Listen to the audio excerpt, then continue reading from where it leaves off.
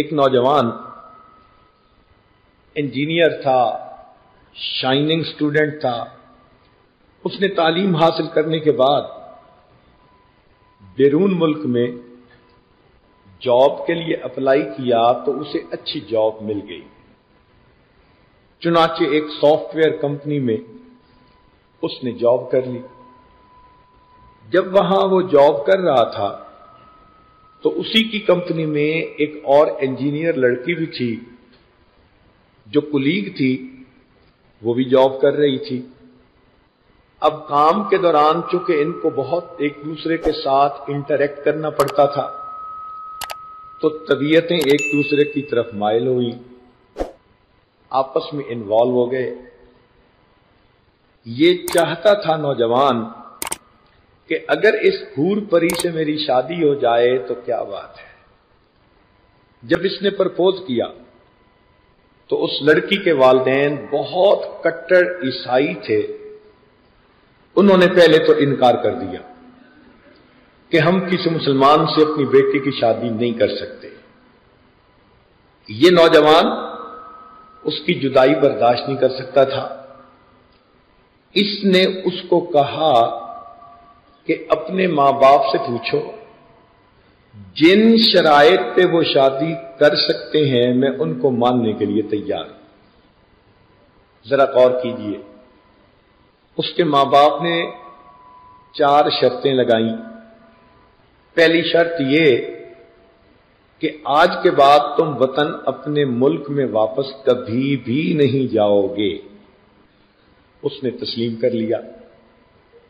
دوسری شرط، شادی کے بعد تم اپنے والدین عزیز رشتہ داروں سے کوئی بھی تعلق نہیں رکھو گے. اس نے اس کو بھی قبول کر لیا. تیسری شرط کہ یہاں جو تمہارے مسلمان دوست ہیں تم ان سے بھی قطع تعلقی کر کے کسی دوسری ریاست میں موو کر جاؤ گے اور مسلمان تمہارا دوست کوئی نہیں ہوگا. اس نے اس کو بھی قبول کر لیا. چوتھی شرط کہ تم لڑکی کے والدین کے گھر کے قریب اپنا گھر لے کر رہو گے اور کبھی کبھی ان کے ساتھ تم سنڈے کے دن چرچ میں بھی جایا کرو گے. اس نے اس شرط کو بھی قبول کر لیا. اس سے اندازہ لگائیے کتنا جنون تھا اس کے دماغ میں اس لڑکی سے شادی کرنے کا. اتنی بھاری قیمت اس نے ادا کر دی کہ کسی طرح یہ لڑکی میری بیوی بن جائے. شادی ہو گئی. شادی سے پہلے وہ اچانک جس جگہ پر رہتا تھا وہاں سے ڈس اپیئر ہو گیا. نہ کسی دوست کو پتا کہاں، نہ کسی کو معلوم. لوگ حیران. آسمان نے اٹھا لیا، زمین اس کو نگل گئی. ہوا تو کیا ہوا؟ والدین سے رابطہ کیا، انہوں نے کہا کہ ہمیں بھی کوئی اطلاع نہیں. حتیٰ کہ گھر میں تو یوں سمجھیے کہ جیسے ماتم ہوتا ہے اس کی وفات کا غم منایا گیا. دوست احباب بھی پریشان، مگر وہ تو بالکل گم ہی ہو گیا. اور وہ ملک اتنا بڑا ملک کہ وہاں پہ ایک ریاست سے دوسری طرف کی ریاست میں جا کر رہو تو کسی کو پتہ بھی نہیں چلتا کون کہاں ہے. چنانچہ 2 سال یہ بندہ اسی طرح گم رہا اور اپنی زندگی بیوی کے ساتھ گزارتا رہا. کیا ہوا؟ ایک دن یہ اپنی پہلی جگہ پر واپس آیا اور جس مسجد میں یہ نماز پڑھتا تھا فجر کی نماز کے وقت بیٹھا وہاں وضو کر رہا ہے. امام صاحب نے دیکھا تو انہوں نے کہا کہ مجھے اپنی آنکھوں پہ یقین نہیں آ رہا کہ تم کہاں سے برآمد ہو گئے. اس نے کہا نماز کے بعد میں بات سناؤں گا. نماز ادا کی. امام صاحب اس کو الگ کمرے میں لے گئے. پوچھا کہ تمہارے ساتھ کیا معاملہ پیش آیا؟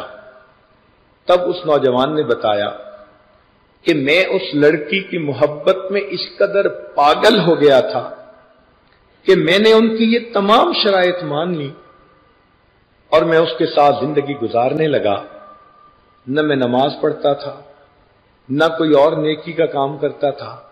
ہاں ایک عمل میری زندگی میں تھا، وہ یہ کہ گھر کے لاؤنج میں کچھ کتابیں رکھی ہوئی تھیں، ان میں سبز جلد میں قرآن مجید تھا۔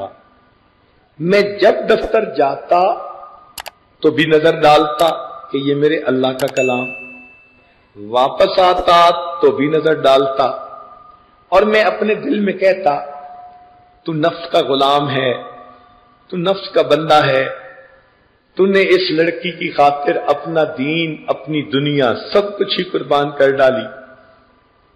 مگر میں محبت کی نظر سے قرآن کو دیکھتا تھا۔ میری زندگی کے 2 سال اسی طرح گزر گئے۔ میں شراب پیتا، سور کھاتا، ان کے ساتھ چرچوں میں جاتا، انہی کے رنگ میں رنگنے لگ گیا۔ مگر میری زندگی میں صرف ایک عمل تھا، جب میں گھر سے گزرنے لگتا یا آنے لگتا، میری نظر اس سبز کتاب پر پڑتی تو میں اپنے دل میں نادم اور شرمندہ ہوتا کہ تم نے دیکھو کیا کچھ چھوڑ دیا۔ مگر میں سمجھتا تھا کہ یہ میرے اللہ کی کتاب ہے، یہ قرآن ہے۔ ایک دن میں اپنے دفتر سے واپس آیا تو میں نے دیکھا کہ وہ سبز کتاب اپنی جگہ پر نہیں تھی۔ میں نے بیوی سے پوچھا، ایک کتاب یہاں تھی، وہ کہاں ہے؟ اس نے کہا، میں نے آج اپنے گھر کی صفائی کی، جن کتاب کو نہ تم پڑھتے ہو نہ میں پڑھتی ہوں، میں نے ان ساری کتابوں کو اٹھا کے کوڑے کرکٹ کے ڈھیر پہ ڈال دیا ہے۔ وہ کہتا ہے کہ میرے اندر ایک بجلی کا کرنٹ لگا اور میں نے کہا میرے اللہ کا قرآن ٹریش کین کے اندر۔ میں اسی وقت بھاگا اور باہر سے جا کے اس قرآن مجید کو اٹھایا، اس کو چوما، سینے سے لگایا۔ وہ کھڑکی میں سے مجھے دیکھ رہی تھی۔ جب میں اس کتاب کو لے کر آیا تو اس نے پوچھا کہ تم یوں پاگلوں والی حرکتیں کیوں کر رہے تھے؟ میں نے اسے بتایا کہ یہ قرآن ہے، اللہ کا کلام ہے۔ وہ کہنے لگی، اچھا ابھی تمہارے اندر مسلمانی کے جراثیم باقی ہیں؟ میں اپنے والدین کو بتاتی ہوں۔ وہ لڑکی اپنا بریف کیس اٹھا کر گھر چھوڑ کر والدین کو بتانے چلی گئی اور میں وہاں سے آ کر مسجد میں اپنے اللہ کو منانے کے لیے آ گیا۔ قرآن مجید کی محبت نے ایسے نفس کے پجاری نوجوان کے ایمان کو بھی محفوظ کر دیا۔ تو سب سے کم درجے کی نعمت یہ ہے کہ انسان کا ایمان محفوظ رہتا ہے۔ یہ قرآن آیا ہی دنیا میں انسانوں کو ایمان کی روشنی عطا کرنے کے لیے ہے۔